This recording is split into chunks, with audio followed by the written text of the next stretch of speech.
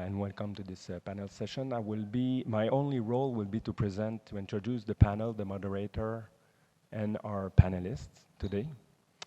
This panel session is brought you by three organizations: the new division of INGSA, School of Public Policy at Georgia Tech, and Global Commission on Evidence to address societal challenges. So our panelists will delve into probably the same topic that we'll deal with, similar topic with the plenary, the diversity of evidence as related to science advice and to a lesser extent science diplomacy. And from two perspectives. First, from the perspective of knowledge production, research production, and evidence-informed policy. So first, I will introduce you to the moderator, Dr. Cassidy Sugimoto. Dr. Sugimoto holds a position of Professor and Tom and Mary Payton School Chair in the School of Public Policy at Georgia Tech. Our research focuses on diverse ways knowledge is generated, shared, and supported with a keen eye on diversity, equity, and inclusion. Our second panelist, Dr. Tema Monroe-White, is an associate professor in the Department of Technology, Entrepreneurship, and Data Analytics at Berry College and academic director of the Campbell Center for Data Analytics. Her work explores systematic biases that affect the workforce and educational journeys of racially minoritized groups within STEM fields. Our third panelist is Dr. Dorothy Ngila, and she is based at the South African National Research Foundation and directs the Business Advancement Division, overseeing NRF's role in the Science Granting Council's initiative in Sub-Saharan Africa. Her interests include institutional capacity strengthening, scientific boundary organization, and gender integration in science. Our third panelist, Dr. Fadi El-Jaldawi, is professor at the American University of Beirut and leads the Knowledge to Policy Center and serves as director of the WHO Collaborating Center for Evidence-Informed Policy and Practice. He is a prominent advocate for strong public health systems and evidence-informed decision-making. And our fourth panelist is John Levis. Dr. John Levis holds a Tier 1 Canadian Research Chair in Evidence Support Systems at McMaster University. He works on addressing health and societal challenges using research evidence and insights from various stakeholders, also serving as the lead report writer for the Global Commission on Evidence. Our panel will unfold as follows.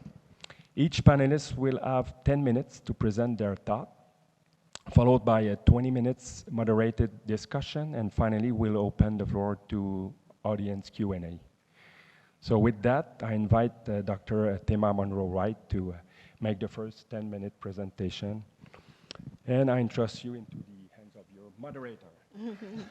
Thank you. Hello. Okay, lovely. Let's see, if I can get the slides pulled up, then I'll begin.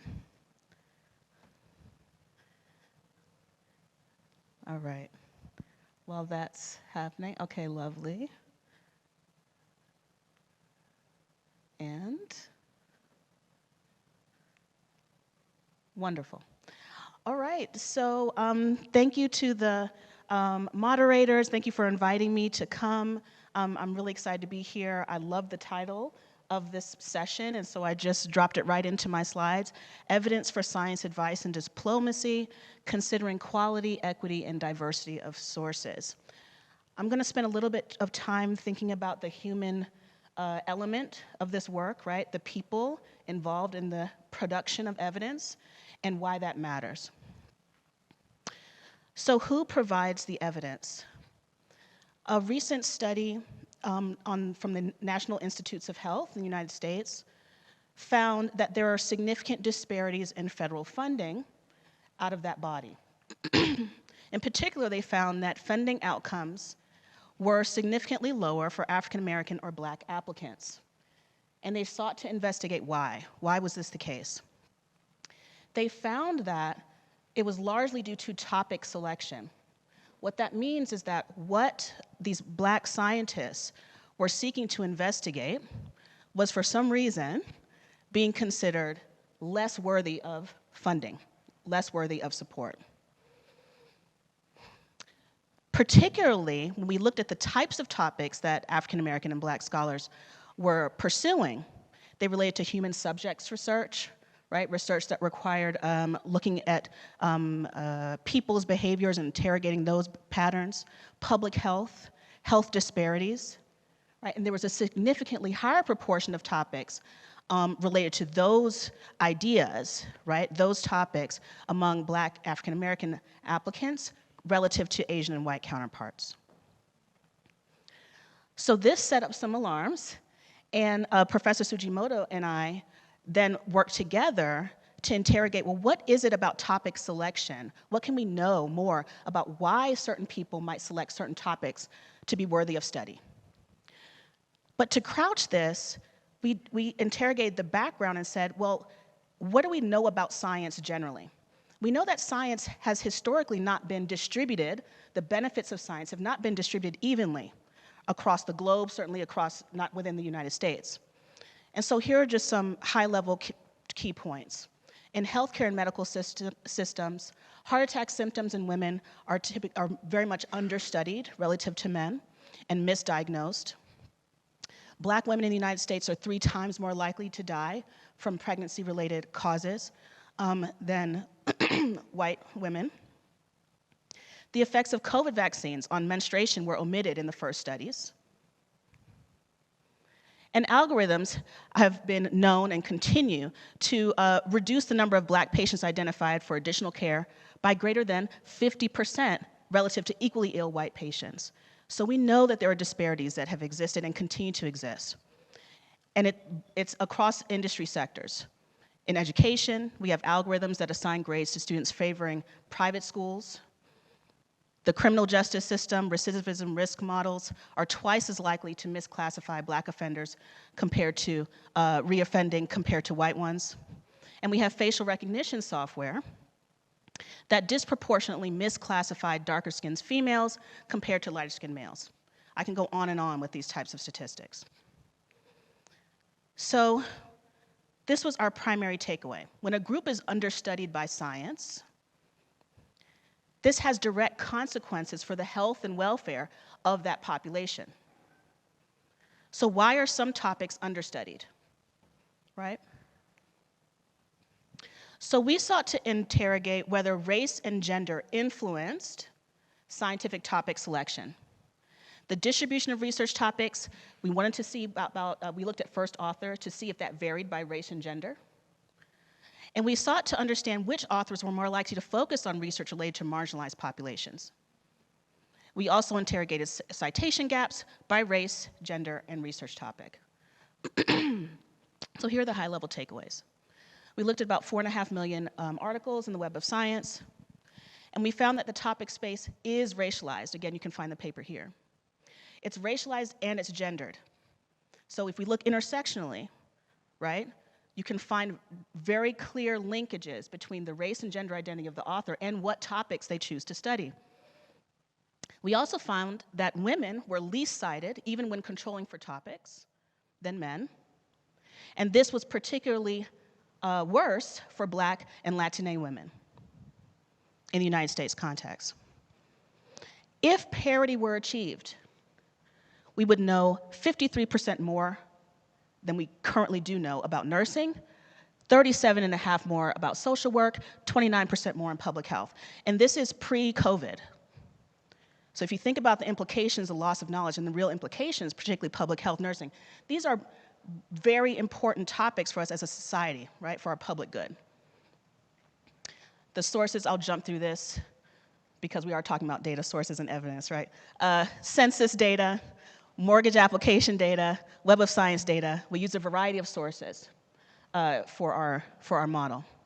Here's just a couple of images to demonstrate how the topic space maps out based on the feminized, the degree to which the author has a name that is associated with that of a woman, right, gendered, and racialized. So if you'll see, ooh, I don't want to click the wrong button. Asian is the A box. You see a black to the right, Latinx, lower left, white. And so for the same topics, we see very different distributions on who's more likely to study what topic relative to where they fall on this gendered and racialized axis. Highly feminized topics include gender-based violence, families, literacy, nursing, pregnancy, and education. These are topics for which we are more likely to find authors, first authors, who have feminized names. Racialized topics. Our Black authors are more likely to study topics related to racial discrimination, African American, racial disparities. Latine authors study immigration, racial discrimination, language. Again, this is the US context, but you can imagine this, and we're actually in the process of replicating this study in other country contexts. You can see how this would be very relevant for what science gets produced at a national level. Asian authors, China, firms, stocks, and I apologize for the bottom. White authors tend to have a broader distribution, logistics, right, economic, some the generalities. Okay. As I mentioned, we find that men are cited more. The citation gaps, we wanted to know if these could be explained by topic. We all know that certain topics are cited less than others. But we wanted to know, is this the cause? And we find that no. Even in low or high cited topics, men, if we're controlling for topic, are more highly cited in both highly cited generally and lowly cited topics. So we find both an inter-topic and intra-topic bias in scientific knowledge production. So when considering quality, equity, and diversity of sources, who scientists are influences what science gets produced. This is why it matters who's at the table. This is why it matters who is part of the discussion, the knowledge production process. Overall, relative to their share of the US population, Black and Latinx women are the most underrepresented in US scientific publications, and they're the most likely to have their racialized and gendered identities directly linked to the topics that they select to study. And regardless of discipline, Black and Latinx women are the least cited. I'm going to skim through this next few slides quickly because I'm sure I'm coming up on time. We also find disparities in federal funding based on institution. So the winningest 10% of US institutions get about 65% of overall NIH funding. This is a problem. Why is it a problem? It's in part because of what we talked about before. The bottom half receive less than 5% of NIH funding, and this has persisted for years. So and the National Science Foundation, National Institutes of Health has become aware of this, they're paying attention. And in our work, what we do is we actually interrogate this and look at how institutional affiliation shapes those patterns that we saw before. Unsurprisingly, there is a strong connection. We call this the Howard-Harvard effect. The top 10% of US institutions publish an average of top 10 US institutions produce 10% of all social science article topics and 15% of articles related to health. But we know in the US context, and certainly in other country contexts, not all institutions are the same. On the left, you see historically Black colleges and universities. HBCUs are known to produce they're the primary producers of Black scholars in the United States, particularly related to STEM fields. There's an overrepresentation of Black men and women. Historically, Hispanic serving institutions in the middle have a greater portion of Latinx women and men. And women's colleges have more women as authors, right? This is the author composition. But we find that affiliation at institutions can amplify or suppress citations and amplify or suppress topics. And so if you can see the Harvard University and Howard University on the spectrum, women and minoritized scholars, Black, Latinx women, are more likely to have a topical profile that aligns with a Howard University, whereas a Harvard University has a topical profile that aligns with white men.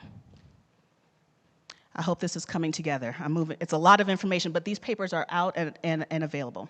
So a few concluding remarks. Who we are and where we are housed has a direct correlation with what resources we have access to, funding, what knowledge we contribute to the scientific enterprise. We measure this in terms of published articles. And race and gender neutral science policies will perpetuate inequalities and biases, undermining overarching equity goals. A failure to recognize these values and subsequent failure to take action will be both a failure to science and society long term. With that, I'm going to acknowledge our funders, National Science Foundation, and pass it to Dorothy. Thank you. Here you go.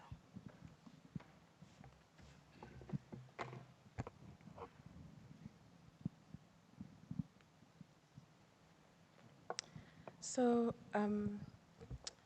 for decades now, there has been evidence. Can everyone hear me well? Okay, great. For decades now, there has been evidence that across the scientific enterprise, there was a major gap in the way gender and inclusivity was being considered and integrated. And this concern spans the numbers within science and research itself and in relation to institutional culture, just as examples that Tema has just shared with us. The evidence has provided pointed conclusions and recommendations geared towards how funders can play a catalytic role in making fundamental changes that are needed. In my input, I wish to reflect on how a group of funders, public funders on the continent, have been collectively reflecting on making the changes that are required and how that evidence has been utilized. My input is framed by three questions. What movements take place within a boundary organization when they receive scientific evidence? How does change happen when they're required to make fundamental shifts in how they operate? And how does that change continue to be enabled when shifts in knowledge occur? In 2016, the Global Research Council, a virtual organization that brings together heads of public funders of research across the world to promote and share data and best practices for high-quality collaboration among funders, engaged in a discussion that led to the endorsement of a statement of principles and actions on the status and equality of women in research. That document, informed by evidence, provides 10 practical actions that cut across the mandates of public funders, and that has been an important blueprint for public funding agencies, not just on the continent, but globally. At the exact same time, on the continent, a group of 6 funders, funding partners, 17 public funders, and over 10 think tanks were starting to work together to strengthen the capacities of us public funders of research to support research and evidence-based policies that will contribute to economic and social development. That effort that we call the Science Granting Council's Initiative in Sub-Saharan Africa has been catalytic in how the GRC statement of principles and broadly gender and inclusivity conversations and actions have been implemented in the public funding space in Sub-Saharan Africa. So how is change taking place in the public funding space on the continent? We agreed as public funders that we would be guided by an overarching framework towards gender transformative change, and discussions that were taking place in the GRC would also guide us. Through the SGCI, we intentionally partnered with a leading meta-science organization, the Human Sciences Research Council of South Africa, since 2018, that has worked across all our councils, utilizing participatory approaches, peer learning, and embedding intersectionality, and this work to accompany us as public funders towards the paradigm shifts that we desire. What has especially been really helpful is the collective approach that we are on a journey together towards transformative change, and that learning amongst each other as officials at funding agencies would be the cornerstone of this work. We have accepted that across all the different actions we needed to implement, we would need to commission even more evidence to support better decision-making and to ensure that we were acknowledging and appreciating the further shifts in knowledge around gender and inclusivity, and especially the ways in which funding agencies were integrating that in their work. And that we would adopt and lean into experimentation, and I want to underline experimentation, so that the change we desired would be rooted in learning, but also within our contexts, both nationally but also regionally. I wish to share what we have learned in our journey. The first and the most critical component is that considering, integrating, and making changes regarding gender and inclusivity in the grant-making cycle specifically, which has been an important action for us on the continent, required a multiplicity of strategies and tactics. Firstly, we needed to partner with experts who understand how public funders work and how they can catalyze change using the knowledge that is being produced. And secondly, having dedicated capacities and resources that are championing this work within our own organizations is a crucial success factor. And thirdly, that allowing time and being willing to experiment presents a really great opportunity for how change that is sustainable can take place in our public funding space. In conclusion, across all our councils on the continent, 18 of us, including South Africa, the following actions are examples of areas where change is taking place as a result of this work. Councils have developed and are monitoring policy frameworks. Strategic funding programs, for example, targeted calls for funding, have been launched. We are now more and more embedded in the national, regional, and global discussions around gender and inclusivity. We are collecting and making data on gender and inclusivity and how this is being considered and integrated across our research and grants management cycle available. And that is really critical because a lot of the critique for public funders especially is that data was not available, it was really limited. We're putting measures in place to manage unconscious bias, especially in our assessment processes. And lastly, we have been implementing family-friendly policies and practices in our grant-making cycle that is really feeding back into those 10 actions that I spoke about. Thank you.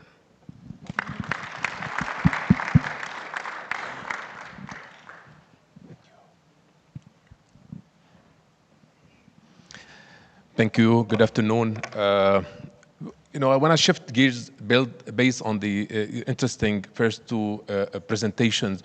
So I want to talk a little bit more about the experience that we have in influencing policies and impacting change at the level of whether legislation or programs or regulation.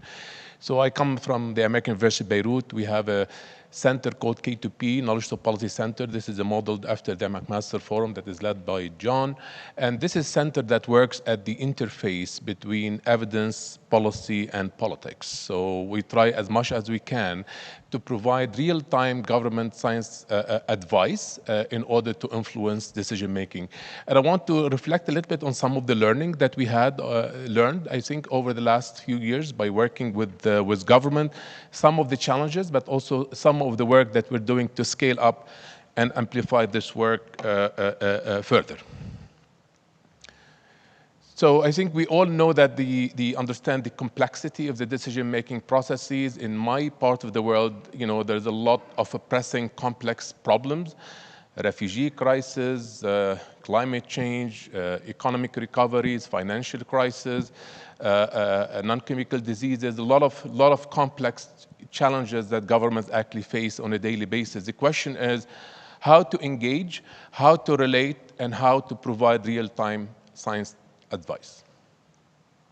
Now, certainly when we look at the evidence producers and evidence users, we realize, in fact, there's a multiplicity and range of different players, including evidence producers, evidence intermediaries to support evidence in decision making. We have researchers, specialists, experts, guideline development, epidemiologists, data analysts, all are generating evidence. The question is really how we are actually leveraging and harnessing all this wealth of evidence.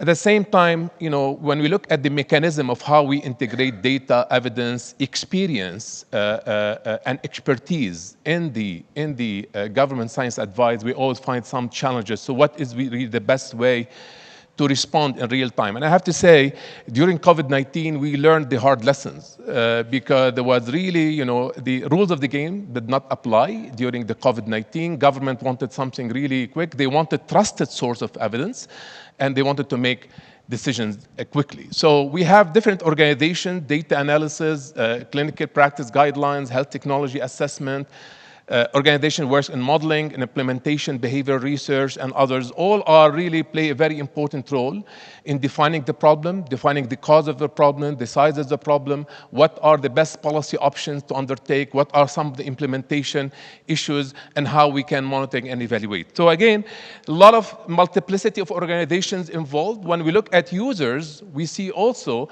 a range of decision making levels and in which evidence is starting to play a key role. So we're talking the macro level, we're talking at the parliamentary level, at the cabinet level, but also we're talking also at the level of ministries, at the level of street level bureaucrat, at the level of policy implementers, at the level of city councils, at the level of municipality, the question really, and the local communities.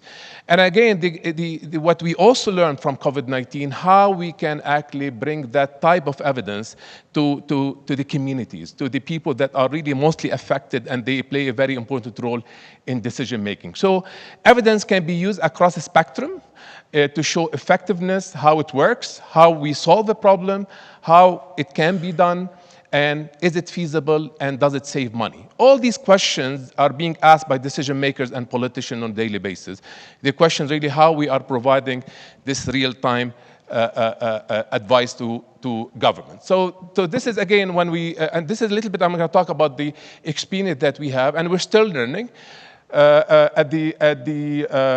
because we work again to bridge knowledge to policy and impact. So we try to actually harness and leverage on three sources of evidence. Evidence from research, including global evidence, systematic reviews, high quality evidence, and quality, and I want to underline the high quality evidence, which is very important.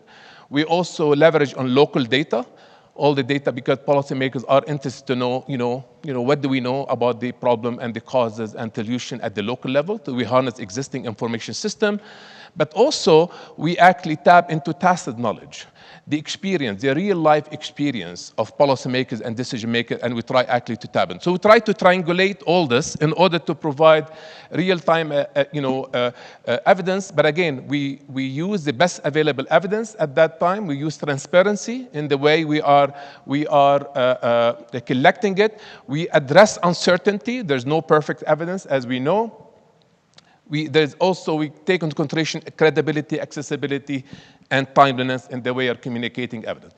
So if we look at this, we work again at the level of policy, politics, and publics. This is where we try to actually engage. So this is the importance of the engagement, is that what we have learned is very important when you provide government science advice to relate to priorities. What are the current priorities that at the government level?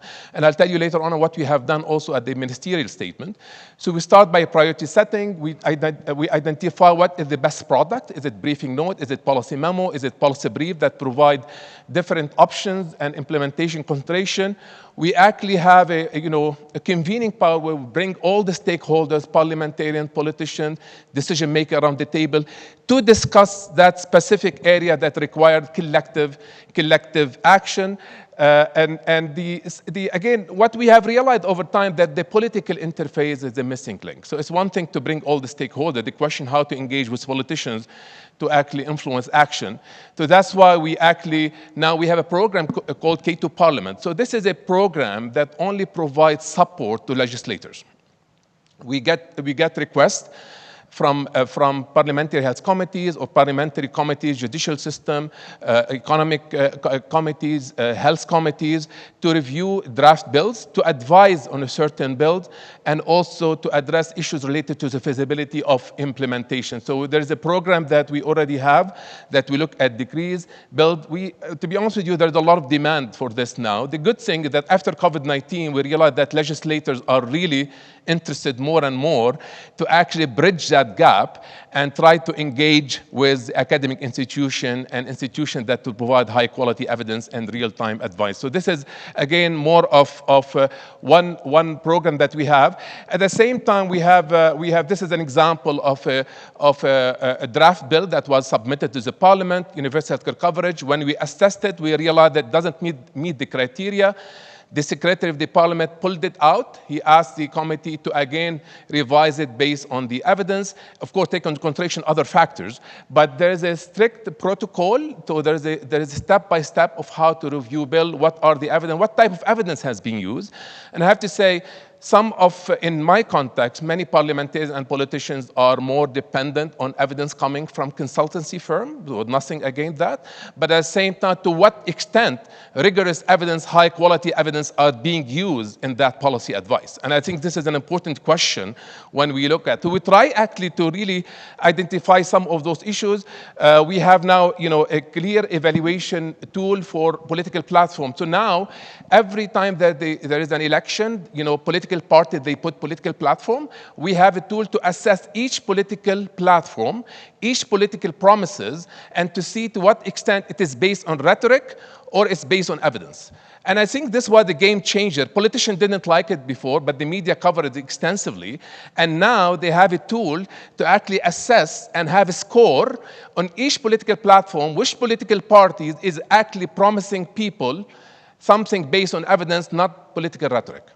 And so this is starting to actually come more and more, and we're saying to politicians, this is not for judgment, this is for improvement of how we do things, because we want to actually have politics improve the lives of people. So this is something that we already have started. I'm not going to go into details. In COVID-19, again, we learned the hard lesson. We scaled up, so we have a rapid response system. In less than a year, we produced more than 27 high-quality evidence documents that advise government at the cabinet level, at the parliament, at the municipality, at hospitals, at the community level. And I think this is very important because you see at the time of crisis, there is an appetite for high-quality evidence. There is an appetite. There is a lot of competing type of sources for evidence. And I think it's very important to... So I want to end by saying that, part of the engagement is to actually engage with citizens, how to actually reach out and provide that also type of high-quality evidence to people, because people have the role also to influence decision-making processes. So we try to this, and again, we learned from Dr. John Lavis with the great work that he's doing in Canada when it comes to citizen engagement. So we customize it based in the context of the Middle East.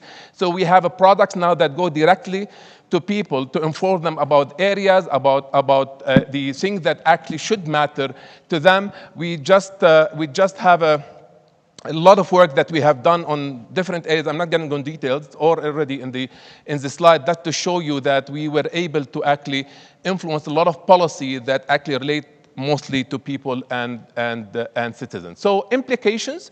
Let me end up by saying that, again, government decision makers, funders, researchers, need to invest in a well-functioning evidence ecosystem.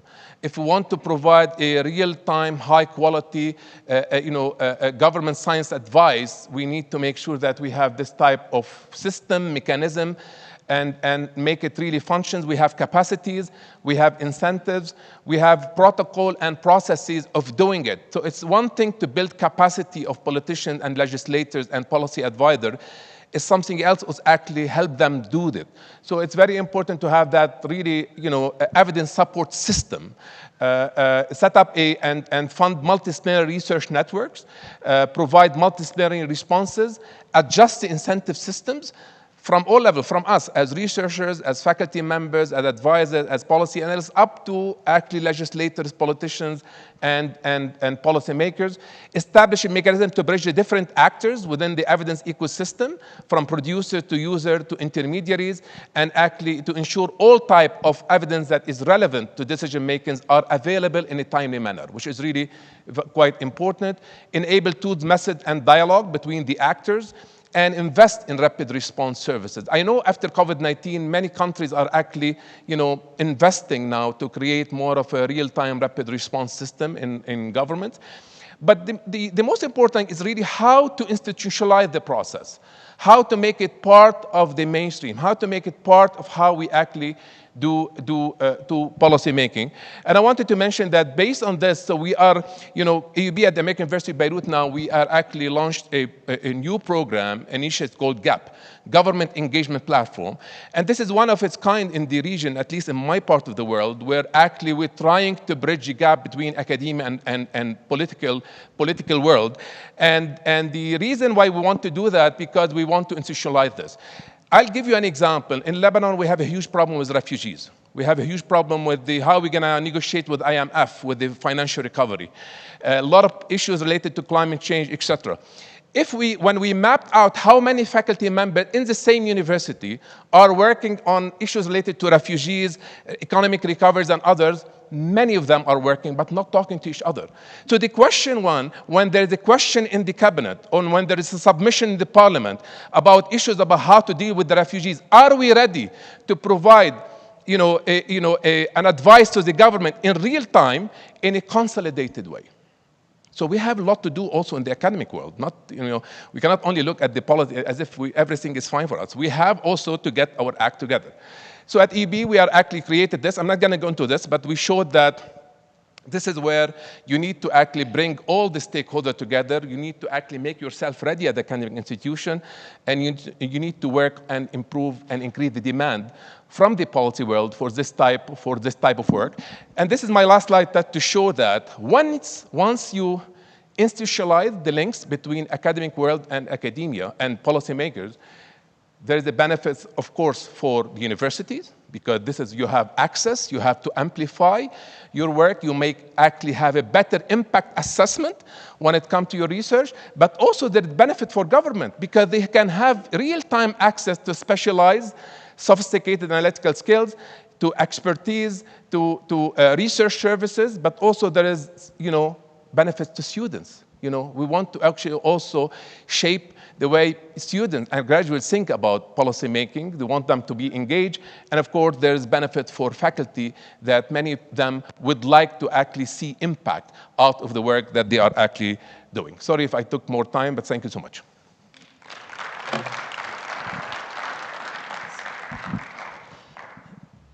As Fadi knows, I tend to wander the room, and I have to because I have 3 figures that I'm going to show you. So 3 figures and then a slide with 5 observations that I'll leave you with. So I'm going to talk about evidence support systems, and that's what Fadi's been talking about. Dorothy and Tema were really helpfully, in my view, talking about the research system and how it needs to be transformed. At the bottom, you'll see the innovation system. We usually think here of metrics like patents, licensing, revenue. Top left, the research system. We're usually focused on peer-reviewed grants and publications. With DORA, the Declaration of Research Assessment, that's broadening a little bit. What I'm really interested in is the evidence support system. And here, we need to be thinking about performance in terms of whether we're meeting the needs of decision makers, advisors, and implementers. And that's decision makers at all levels: government policymakers, organizational leaders, professionals, other types of workers, and also citizens. You'll see at the interface between the research system and the evidence support system one example of a boundary spanning field. Some people call it knowledge translation, others knowledge mobilization. I'd also put science communication there. At the interface between the evidence support system and the innovation system, that's where I'd put the social innovation field. You'll see my definition of the evidence support system in the lower right. It's a system in any given country, and often within a country or a subnational jurisdiction at the sector level, that reliably gets whatever forms of evidence are needed to answer a given question into the hands of those who need it, in whatever form they need it, and with any required caveats about its currency or recency, its quality, and its local applicability, including its applicability to equity-deserving groups. So how do we do that? How do we get that evidence to people very quickly, and especially into advisory and decision-making processes and out into learning and improvement platforms? So my second image is about that evidence support system in a bit more detail. So 3 components: the need or demand for evidence, the interface mechanisms, and then the supply of evidence. On the needs side, this is structures and processes that get evidence into those processes and platforms that I talked about, that have that culture of evidence use and have that receptor capacity, the ability to take in these different forms of evidence. In the middle, you'll have these mechanisms to elicit questions, to say, I know you're heading down this policy or program path, what questions are coming forward? And then those questions need to then go out to groups who can respond. And some will respond using existing evidence. We call that now ultra-rapid evidence support. Since COVID, our usual products now are 2, 3, 5 business day turnaround times. That's how quick we need to move if we're going to get evidence into the hands of decision makers on reasonable timelines. The general contractor is about instead creating flows of new evidence in its many different forms, but still over relatively quick timelines, 2 weeks, 4 weeks, 6 weeks. Here's new data analytics. Here's new behavioral and implementation research. At the bottom, you'll see the timely demand-driven evidence units. 8 types. Fadi introduced these forms of evidence, and we need all of them if we're going to have really good decision-making. And ideally, these groups are drawing on the global evidence architecture, including AI-enabled living evidence syntheses. Ultra-rapid evidence support and that general contractor model, as I say at the top, these are game changers. They really emerged during COVID. They're now becoming mainstreamed in countries as diverse as Brazil, Cameroon, many, many others. And increasingly, they work with citizen partners. So our teams that ramp up with a 3-day turnaround time aren't just evidence methods experts, not just subject matter experts, but also citizen partners, people who bring their lived experiences to the table to say this is what we think the evidence means. Living evidence syntheses are another COVID innovation that really took off, continuously updated summaries of what the evidence says. So if the context is shifting, the issues are shifting, the evidence is evolving, those living evidence syntheses are updated. But the game changer for folks like us is they now make available downloadable data sets. So when we were asked by the Government of Canada, what do we know about Canada-relevant climate adaptation strategies, given only 5 business days, in the past, we would have not done a very good product on such a big question with such a short turnaround time. But because Jan Minks makes available an AI-enabled living evidence synthesis, every study in the world answering that question, data already extracted, quality rating already done, we could pull down those studies, pull out only the ones relevant to the Canadian context, and present a highly contextualized synthesis for our context. My final slide, and it's really just showing visually what Fadi alluded to, this notion that we need evidence from our own environment, from Rwanda, or at a lower level, depending on what level we're dealing with. We want to learn from other people around the world, and we need to learn how what we know varies by groups and contexts. And we need to know what is the quality of that available evidence, and that's specific to the paradigm. So the quality of a qualitative study is, of course, assessed differently from the quality of a randomized trial. On the left, Fadi talked about these 4 steps in the policymaking process. There are many frameworks that you can use to plug in different forms of evidence. We love MISI lists, mutually exclusive, collectively exhaustive lists, because they force you to think systematically through all the ways that you may have to ask a question in order to get the relevant types of evidence.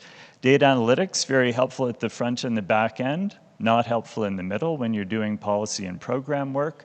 Evaluation, very helpful at step 2. Behavioral implementation research, helpful at step 3. Our view, qualitative insights are absolutely key at every step, because you need to hear from people from different communities, how they experience problems, how they perceive solutions, if you're going to have a locally contextualized response. And on the far right, you'll see things like jurisdictional scan. Even when we do 2-day turnaround times, we say, here's what the evidence is, but our politicians also want a jurisdictional scan. What are these 5 countries doing in a federation like Canada? What is every province and territory currently doing? And Fadi also alluded to deliberative processes where we bring together citizens, or we bring together stakeholders, or we combine them all to bring in all of the other forms of information, the other ways of knowing that are critical for really good decisions. And all of this can be done with an equity lens. Every time we go in, we ask the question, what do we know about the problem in general, but also what do we know about the problem taking an intersectional lens? Who are the groups that we're most worried about? What does the evidence tell us? And where are the gaps in our understanding? These are the 5 observations that I'll leave you with. Science advisors can be supported to speak in a way that make it possible to judge their accuracy. What I would love to see in the future is that science advisors aren't left with the expectation they need to have all the answers. I think of them as those general contractors who say, we need some data analytics from here, we need some evaluations from here, we need some behavioral and implementation research for here. Or think of them as a conductor of an orchestra. They're bringing together the right forms of evidence at the right time. Second, expert engagement processes can be designed in ways that leverage a broad array of expertise effectively, and this includes people from equity-deserving groups. In countries like mine, we have a ton of GobSat processes, a bunch of old boys sitting around the table.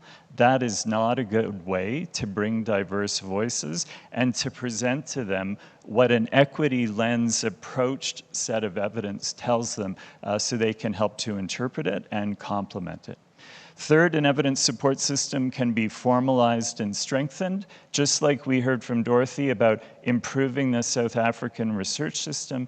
We need to also formalize and strengthen our evidence support systems, and most countries really don't have a system, including my own, and we need to start to formalize and strengthen it. Finally, or second from last, certain forms of evidence get a lot of attention these days. Data analytics, the big thing, evaluation, big focus, behavioral and implementation research, hugely important. They are important, but we also need those other forms of evidence. And finally, capacity sharing is critical. We stole our ultra-rapid evidence support model from Uganda. We've been inspired by Brazil's approach to the general contractor model. We have a lot to learn from each other about how this actually works on the ground. So I'll leave it there. Thanks, Cassie. Thank you so much to John and all the panelists for these credible, accessible, and timely narratives from their context. And I think in some ways this panel serves as a model for the diversity of perspectives that is needed in policy dialogues. So I'm going to ask a few questions to my panelists and let anyone who's passionate about it speak to it, and any subsequent people to engage with your fellow panelists. And I'll start with the idea of the actors and those evidence producers and evidence intermediaries. Tama demonstrated that who produces knowledge changes what knowledge is produced. And this is a fundamental issue that we have in science advice. Are we leveraging the full population, all different types of actors who produce very different kinds of data that can be used in policy making? Now, Fadi and Dorothy expanded this to say, well, it's not just scientists, but it's other actors, including citizens, who can contribute to this knowledge. And John even brings in the idea of AIs as actors that can contribute to the science policy space. So it's clear that we're all in agreement that we need a diversity of sources, from identifying the problem to collecting the data to identifying recommendations, executing, implementing, and then evaluating those. But there's a cost to that, right? There is an implementation cost, there's a coordination cost, there's a time cost. So how do we go about bringing in this diversity of voices into the space without causing an administrative burden, without making it overly complex and overly costly for the science advice base?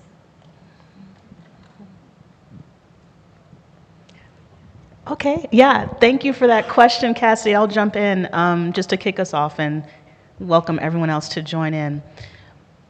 My sense is, a redistribution of resources, an intelligent and thoughtful redistribution.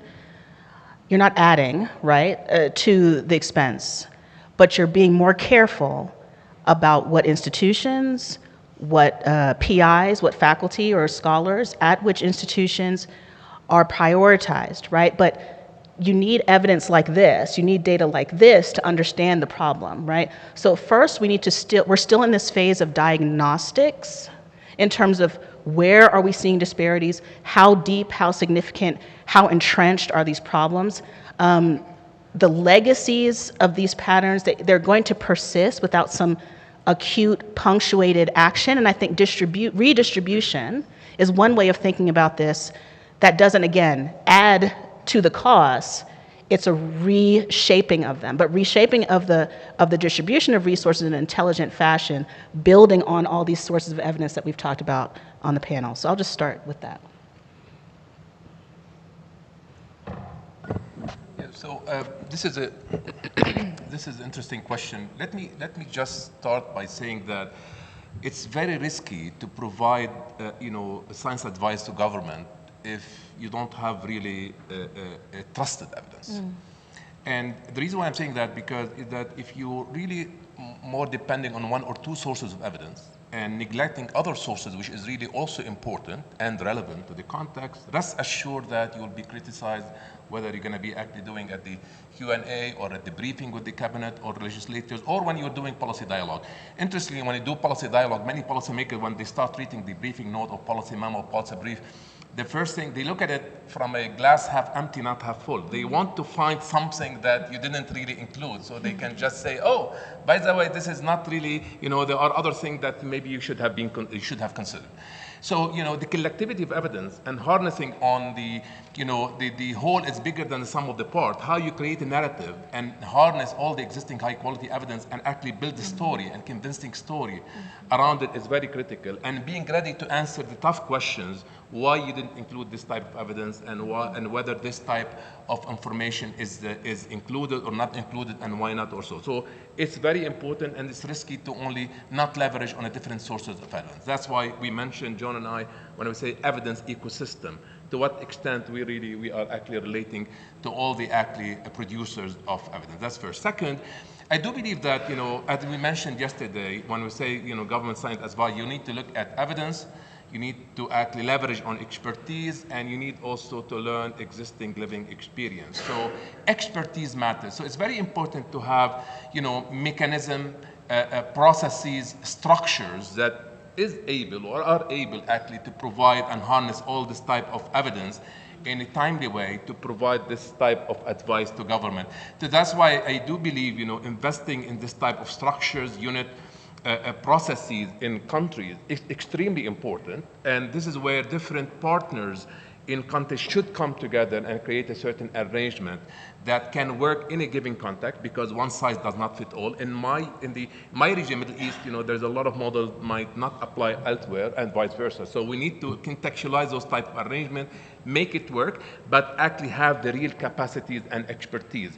Capacities at the production side and the synthesis side, but also capacities also at the user side. Meaning, we need also to build capacity of policymakers and politicians to ask the right questions. To actually, we need to create the demand for that, but we want to make sure that this is the type of evidence that they require when they actually face those tough questions. So capacities matter, but at the same time, harnessing existing and building those partnerships, local level, national and regional, is extremely important. So in my experience, I think sometimes we can get really stuck talking about the resources that are required. And I have two examples that are both very South African orientated that show that sometimes you have to think about what your low-hanging fruits are. Is it resources that are needed, or is it a different type of leadership that is required to make the right decisions so that this evidence can be able to trickle down? So in 2016, we were very aware in South Africa that our strategic instrument that is utilized to support research and connect it to socioeconomic work in the South African context, the Research Chairs Initiative that the NRF funds, was acutely had a gap on who was leading the research. There were more white men that were leading the research, which meant that the findings that are, the questions that are being asked and the findings that we are getting into policy are also in a very specific trajectory, right? And the NRF was thinking to itself, how do we ensure that we can increase the number of research chairs in South Africa that are led by women? And it wasn't a question of resources, it was a question of leadership that is willing for us to actually just have a targeted call across all our universities and say, we are looking only for women professors who can actually compete for this funding opportunity so that we can be able to increase the number of research chairs.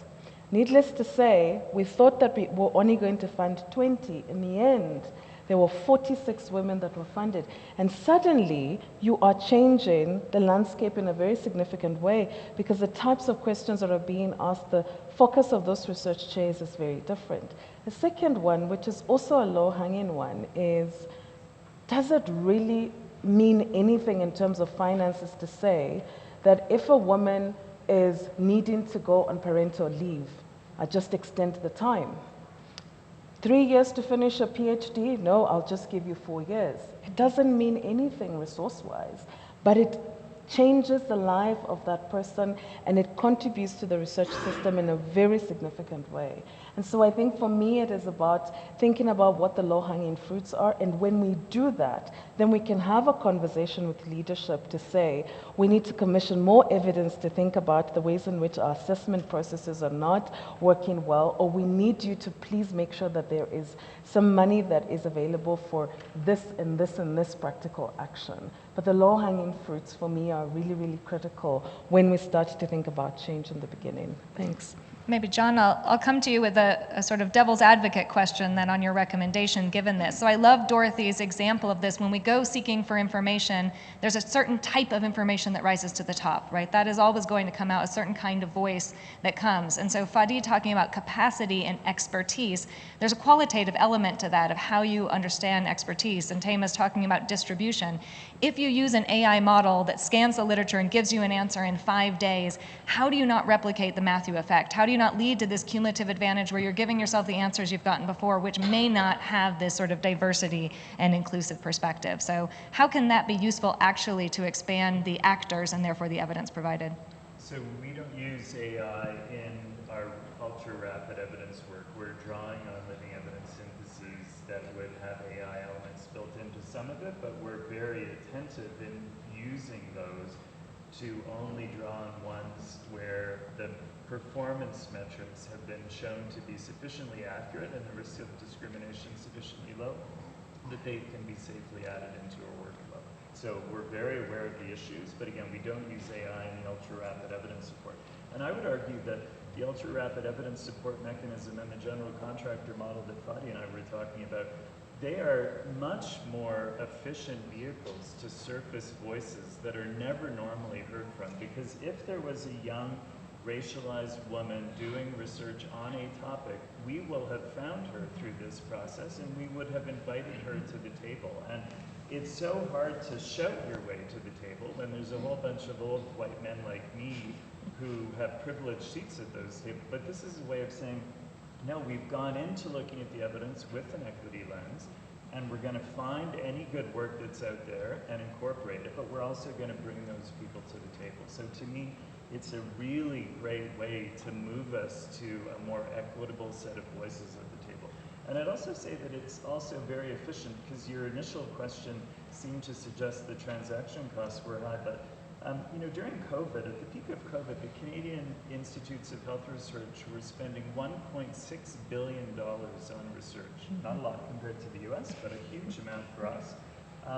Only $1 million was spent on this timely demand-driven evidence support mechanism.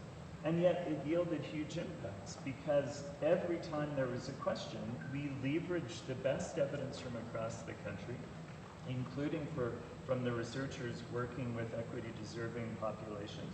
We surfaced the best evidence from around the globe, and we brought it to them in that window of time when something was up for active decision. So this is an incredibly efficient way of using our resources and getting the right evidence into the right hands, in the right way. Brilliant, thank you. So you say best evidence, and we had 3 characteristics from Fadi which help us to understand that: credibility, accessibility, and timeliness. But each of those has various challenges, right? As you extend the type of data, if there's a plurality of data sources, how do we establish credibility? Can we use those same credibility measures that we use in the research ecosystem or the innovation ecosystem? Did those translate over? We also look at accessibility. For science alone, we know accessibility continues to be a challenge with exorbitant costs for APCs, paywalls, and other ways in which we make scientific language itself inaccessible to the general population. There are, of course, open science movements that help us to mitigate these, but they introduce new threats of predatory publishing and misinformation entering onto the scene. Timeliness is an issue we've heard throughout this conference and again in today's plenary. When we have this consistent barrier in the timeliness of scientific advice, particularly in policymaking advice. You've talked about 5 days. Earlier in the plenary this morning, we talked about having an hour to respond to a policy initiative. So as you look across your own context and in each of these things, which of these challenges do you think is the most pressing? Is it credibility? Is it accessibility? Is it timeliness? And what do you see as the opportunities to overcome some of these barriers?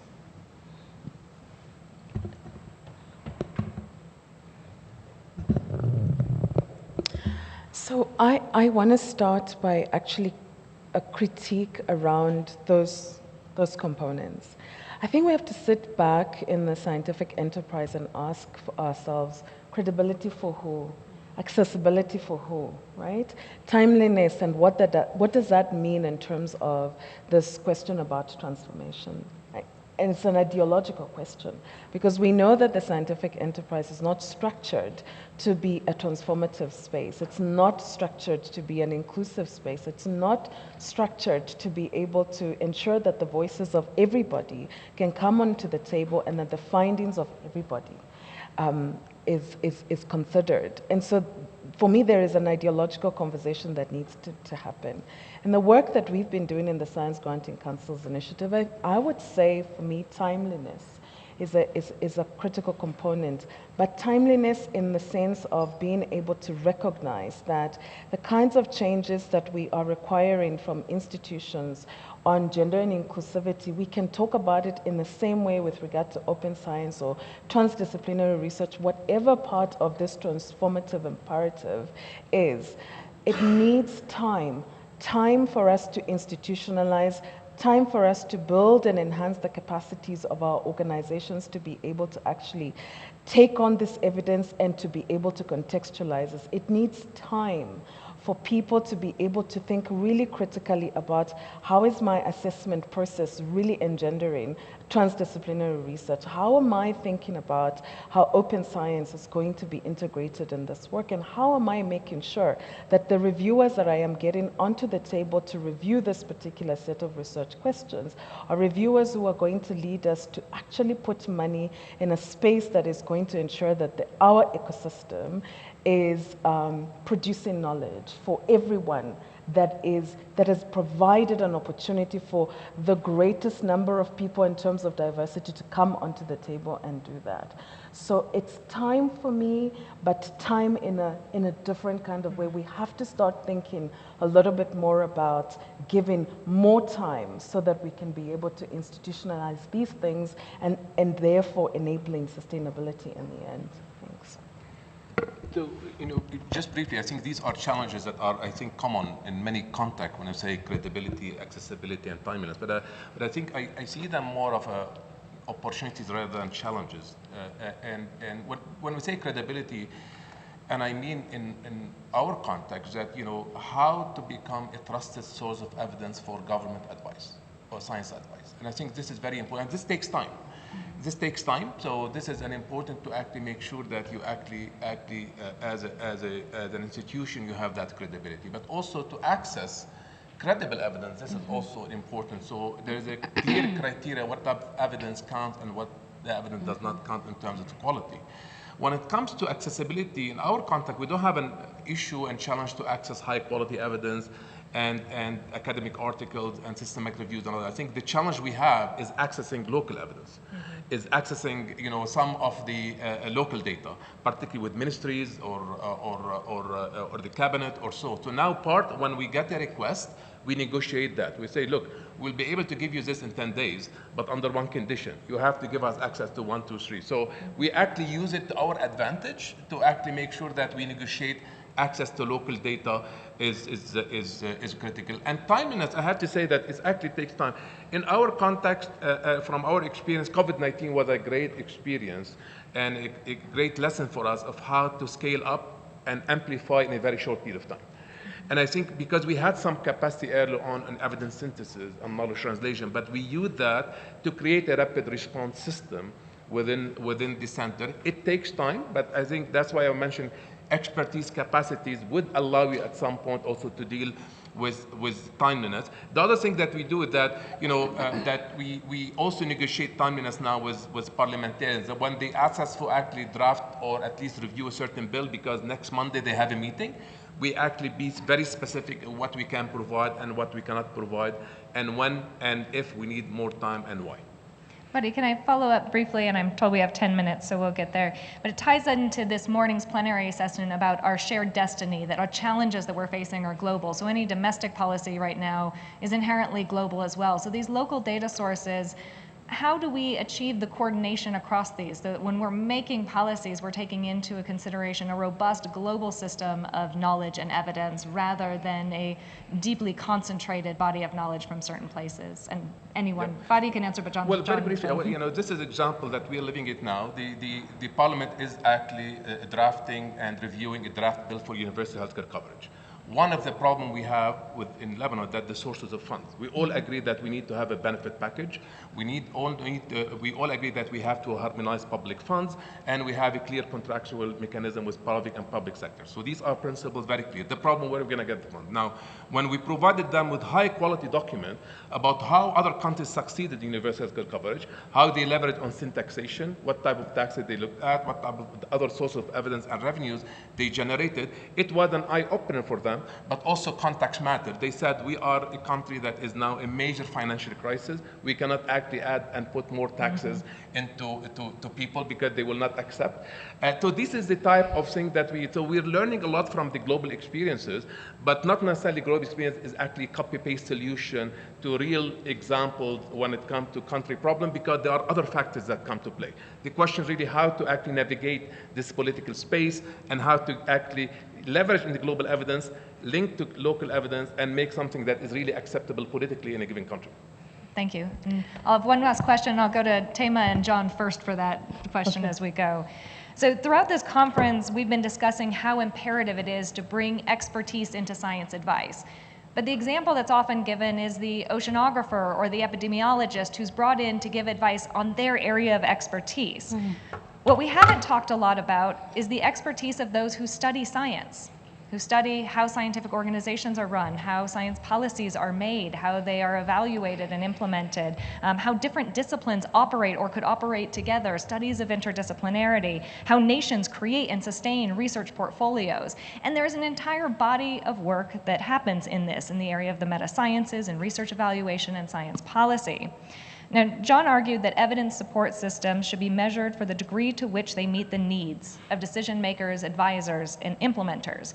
Now, as a science policy faculty member, this is what we teach our students every day, that indicators represent concepts, and those concepts are our values, whether our values are diversity or sustainability. All of those things are harnessed in those indicator systems. And Dorothy also emphasized the need to experiment. And as a program officer at the National Science Foundation, this was the most frustrating thing for me, that I was in a science organization that never took the time to do science on itself, to think about how it did funding, how it created a research portfolio, to leverage the vast amount of data it was producing every day to do science funding better. So one of my questions for the group is, how do we bridge this divide this community of people doing science advice and the people who are studying how science itself operates and works, so that we can move towards a more robust, efficient, and I would say innovative scientific system.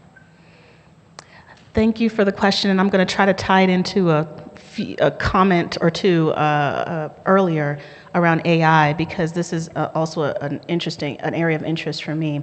And to Cassidy, to your point, those of us who've been studying, as another science policy scholar, those of us who have been studying science and scientists in this generative AI revolution that we're in the midst of, my caution is we need more experimentation, absolutely, particularly in the generative part. Sometimes we conflate the generative with the predictive, right? Predictive models have been around forever. We've been using them forever. This generative component is what's new, and I think we need to really understand what's happening underneath the hood. You might not be able to mathematically compute it on a sheet of paper, but you can understand what's happening underneath the hood. We're bound by a set of rules, and those rules are the corpus of data that have been used to train these models. So in Rwanda, is there sufficient evidence on Rwanda for these models to generate insights that would be valuable and beneficial to Rwanda? I highly doubt it. I will just give an anecdote. I was in London, where there was an educational AI tool being demonstrated at the Royal Society, and they asked the audience to come up with questions and offer a suggestion for what to ask or prompt the model. Someone said, explain, how to play football. Lo and behold, the response was not what you would expect, maybe. The response was US-based football explanation.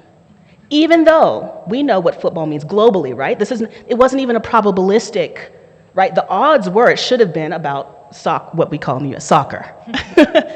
It was absolutely based in the US. So again, we don't even know yet the underlying logics and narratives that are embedded in these systems. You have to work to reveal them.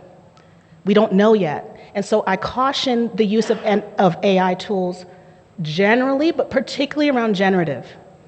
Because again, I don't believe there's sufficient backing to say that this tool is going to do what's in the best interest of Rwanda or the best interest of Uganda. We're just not there yet.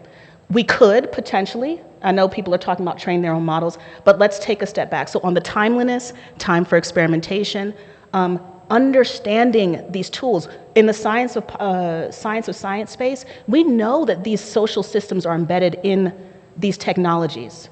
This is why we've seen the biases that we listed earlier. These explanations come from humans, right? And human values being embedded in ways that disproportionately harm particularly minoritized people. So if we have that front and center, then we're not so surprised when the technologies reproduce the same types of outputs, right? And reproduce those same outcomes. So again, a little bit of caution. There's opportunity here, but to the points earlier, experimentation and time for experimentation and investing in the people that are going to come up with the different types of questions to be asked, I think is key. All right. John, other panelists? So just quickly, I think, yes, we need to act on the insights of people who study the research system. For the system that Fadi and I are talking about, I think we need to look at the folks who study those systems. And almost all of us who work in this space, we got into it because we studied it. And then people called their bluff and said, okay, well then you developed a better way to do it, and now we run these services. So we study how the evidence support system works and doesn't work, and we execute it and learn from each other about how to do better. So I very much agree with you for your system and for ours. The second comment would be that when we talk about expertise, I think in the space that we work in, we distinguish three different types: evidence methods expertise, subject matter expertise, and lived experience expertise. And those are three magical ingredients for doing high quality evidence support. And the final comment is just, the system I'm describing, and Fadi and I are embedded in, is about timely demand-driven evidence support. If you're not timely, the window of opportunity closes, and it could be months, it could be years, it may never come back onto the agenda again. And if you're not there with, here's the best existing evidence with all the caveats around its recency, its quality, and its local applicability, then you can influence people. but you also have to point out the gaps and say, when this issue comes back in a year or two, shame on you if you have them separately through the research system invested in that equity-oriented research by diverse scholars, so we have answers in areas where we currently have gaps. Wonderful. So I'd hoped that we'd have 15 more minutes, but it looks like we're being cut short, but I'll take time for 2 questions or 1 burning question.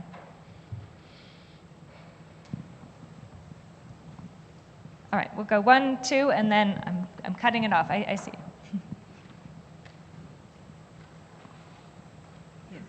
Thank you very much for the wonderful presentations, and I don't even know who to ask the question and who not to ask the question, but I was very fascinated by your presentation and analysis, and then it got me thinking that when, and this would apply to the funding organizations, and then I suppose the evidence and policy space there, many of the people who we would find, the experts, in these funding organizations, you gave the example of the NIH, so I'll stick to that. There would also be the scientists who sometimes belong to the respective disciplines or institutions or academies or universities. And so when you're trying to change and you have all these biases, and yet it's the same people again who are also leading these organizations, how on earth do you envisage, changing that system? I'm just seeing this as really complicated. And then I think of this movie, Picture a Scientist. Mm-hmm, mm-hmm. Thank you. Thank you. We'll take our second question and then answer.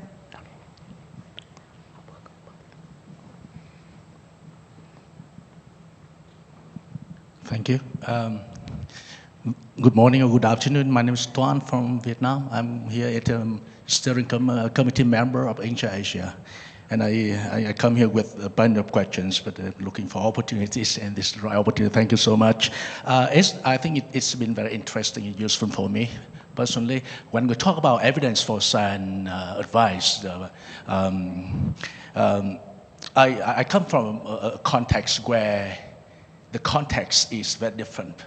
And I think it is important to take into consideration the context of the country, or the community, or most of Asian, most of the global South world is very diverse in terms of culture and system and whatever. So I think it is beautiful on one hand, but on the other hand, it's very complex.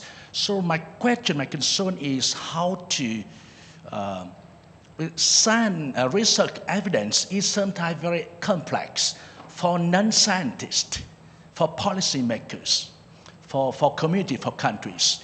So my question is is there a way that we can simplify evidence, research evidence for non-scientists, policymakers in that particular context, so that they can approach the evidence better as a sort of input into policy making?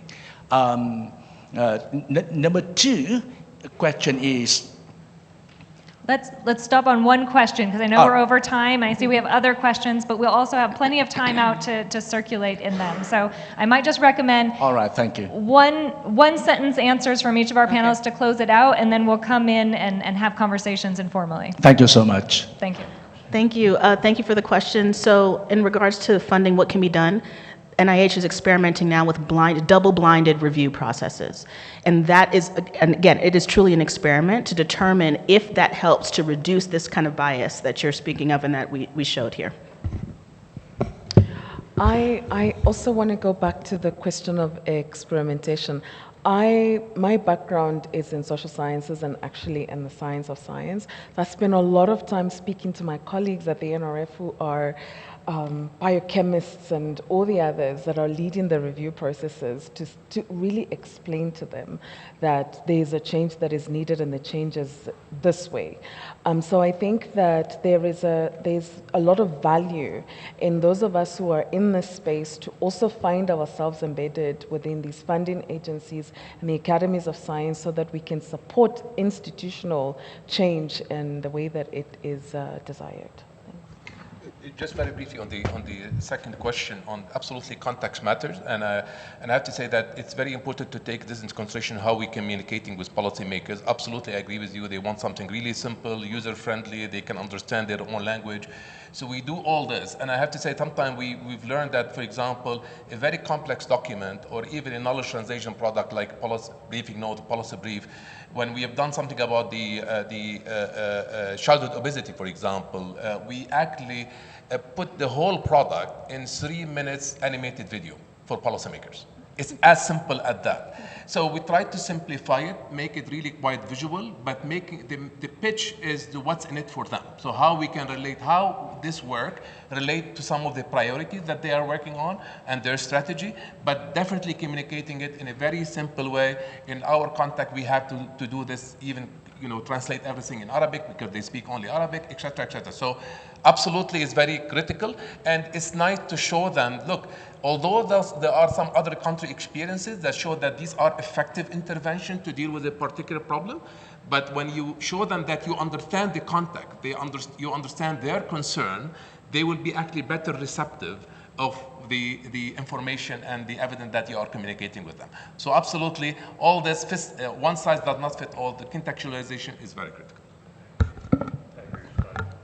All right, then let's join me in applauding our panelists.